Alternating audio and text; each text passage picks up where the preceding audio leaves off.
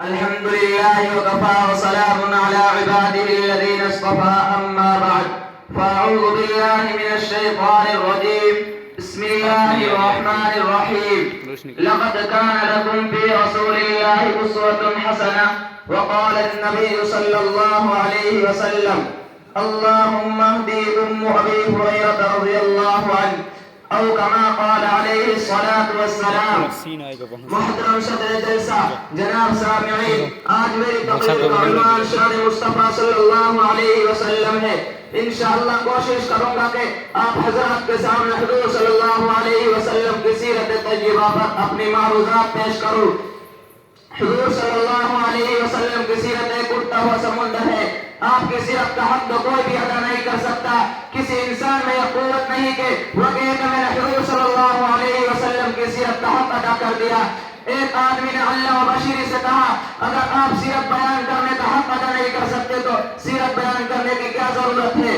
اللہ و بشیری نے کہا ہماری مثال مصر کی اس بڑھیا کی ہے جو یوسف علیہ السلام کو خریدنے کے لیے روئی کی ایک کٹڑی لے کر آئی تھی اور کسی نے کہا تھا امنا تیری اس کٹڑی سے بھی یوسف خریدا جائے گا تو کہنے لگی بات یوسف کو خریدنے کی نہیں ہے. اصل میں بات یہ ہے کہ کل قیامت کے دن خدا تعالیٰ پوچھے گا کہ یوسف کا خریدار کون کون تھا تو میرا بھی نام آ جائے گا.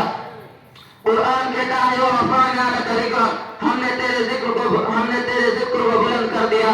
میرے بھائیوں، نبی چلتا ہے قرآن بولتا ہے، نبی بیٹھتا ہے قرآن بولتا ہے، نبی اٹھتا ہے قرآن بولتا ہے، نبی غار میں ہے قرآن بولتا ہے، نبی بولتا ہے قرآن بولتا ہے، نبی مکہ میں ہے قرآن بولتا ہے، محمد کی ایک ایک ادا قرآن بولتا ہے، نبی صحابہ کو اپنے سینے سے لگاتا ہے قرآن بولتا ہے، نبی مسجد میں ہے قرآن بولتا ہے، اس لیے نبی مسجد میں ہے قرآن بولتا ہے. اے پیغمبر میں نے تیری ایک ایک ادا قرآن میں اتار دیا اس لیے کہ تو اتنا بلند ہے کہ تیری وجہ سے مکہ کی گلیوں کو بلند کیا، تیری وجہ سے مدینہ شہر کو بلند کیا. میں نے تیری وجہ سے صحابہ کو اتنا بلند کر دیا کہ قیامت تک کوئی دیوان، کوئی ولی، کوئی قطب، کوئی ابدال آپ کے قدموں کا مقابلہ نہیں کر سکتا، کوئی اس کی گرد کو بھی نہیں پہنچ سکتا. اس لیے کہ جو حضور صلی اللہ علیہ وسلم کا صحابی بنا وہ بھی کائنات میں بلند ہوگا.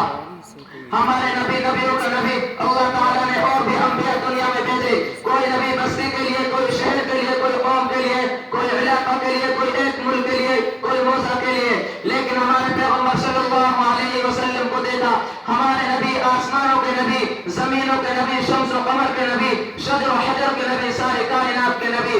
ہمارا نبی تحت الثرى کا نبی، عرش معلّہ کا نبی اور ہمارے نبی تمام نبیوں کا نبی. قرآن کہتا ہے ورفعنا لك ذکرک، ہم نے تیرے ذکر اور تیری شان کو اونچا کر دیا. شان مصطفیٰ موسیٰ نے لاٹھی پتھر پر ماری، پانی کے بعد چشم نکل آئے. قرآن کہتا ہے فَفَجَرَتْ مِنْهُ اثْنَتَا عَشَرَةَ عَيْنًا قَدْ عَلِمَ كُلُّ أُنَاسٍ مَشْرَبَهُمْ کہ موسیٰ نے لاٹھی ماری، پانی کے چشمے باہر سے نکل آئے. دنیا حیران ہو گئی کہ باہر سے پانی کے چشمے نکل آئے. میرے دوستو، پہاڑ سے پانی کا چشمہ، پہاڑ سے پانی کا نکلنا بڑے قیاس ہے، عقل کے خلاف نہیں ہے. پہاڑ کے چشمے تو پانی سے نکلتے ہیں، پہاڑ کے چشمے کے نکلنے جتنا بڑا کمال ہے اس سے بھی بڑا کمال حضور صلی اللہ علیہ وسلم نے دنیا کو دکھا دیا کہ نبی حد بھی کے موقع پر موجود ہے. حضور صلی اللہ علیہ وسلم نے بتایا یا رسول اللہ پانی ختم ہو گیا. حضور صلی اللہ علیہ وسلم نے فرمایا پانی کا ایک پیالہ لاؤ. پیالہ میں تھوڑا سا پانی تھا. حضور صلی اللہ علیہ وسلم نے نبوت والا ہاتھ اٹھایا اور فرمایا یا رسول اللہ میری ماں.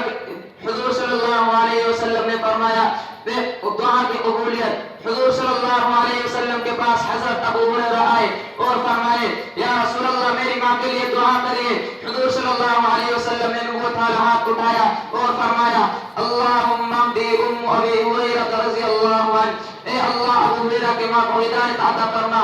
یہ دعا کرتے ہی ابو ہریرہ اٹھے اور گھر کی طرف بھاگے جا رہے تھے. کسی نے بازو پکڑ لیا اور پوچھا اے ابو ہریرہ کہاں جا رہے ہو؟ فرمایا یہ دیکھنا چاہتا ہوں، پہلے میں گھر پہنچتا ہوں یا محمد کی دعا پہلے پہنچتی ہے. گھر پہنچے تو دیکھا دروازہ بند تھا. تھوڑی دیر بعد دروازہ کھولا تو دیکھا ماں غسل سے فارغ ہو کر فرمانے لگی اے ابو ہریرہ جلدی کر، مجھے رسول اللہ کے دروازے پر لے چل کر کلمہ پڑھا ہے. تو اس بات پر قرآن کہتا ہے وَرَفَعْنَا لَكَ ذِكْرَكَ، یہ نبی کی شان ہے. ایک مرتبہ حضور صلی اللہ علیہ